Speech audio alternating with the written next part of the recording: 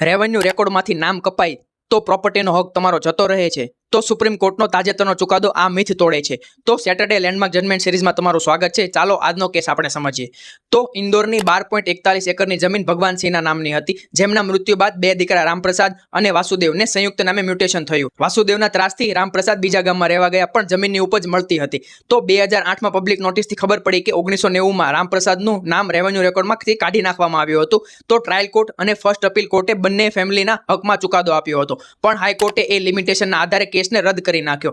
તો સુપ્રીમ કોર્ટે આ બાબત ઉપર સ્પષ્ટ કહ્યું કે રેવન્યુ રેકોર્ડમાં મ્યુટેશન એન્ટ્રી કે માલિકના નામની નોંધ પ્રોપર્ટીનું ટાઇટલ કાઢી આપવા કે છીનવી લેવાનો અધિકાર નથી ધરાવતી. તો આ ફેરફાર ફક્ત ટેક્સ ને રેવન્યુને હેતુ માટે જ હોય છે. તો કોર્ટે એ પણ કહ્યું કે રિલિંક્વિશમેન્ટ એટલે કે હકનો ત્યાગ સાબિત કરવા માટે રજિસ્ટર્ડ ડોક્યુમેન્ટ જરૂરી છે. અનરજિસ્ટર્ડ અને વિટનેસ વગરનો પેપર પ્રોપર્ટીનો હક ખતમ થઈ શકતો નથી. અને મહત્વની વાત એ છે કે સુપ્રીમ કોર્ટે હાઈકોર્ટનો ચુકાદો રદ કર્યો અને ટ્રાયલ કોર્ટ અને ફર્સ્ટ અપીલ કોર્ટનો નિર્ણય પુનઃસ્થાપિત કર્યો અને ફેમિલીને કાયદેસરનો હિસ્સો પાછો મળ્યો. તો કોમેન્ટમાં જણાવો તમને આ જજમેન્ટ વિશે શું ખબર હતી. અને એવરી સેટરડે નવા લેન્ડમાર્ક જજમેન્ટની જાણકારી માટે વકીલ લોજિકને ફોલો કરવાનું ના ભૂલશો.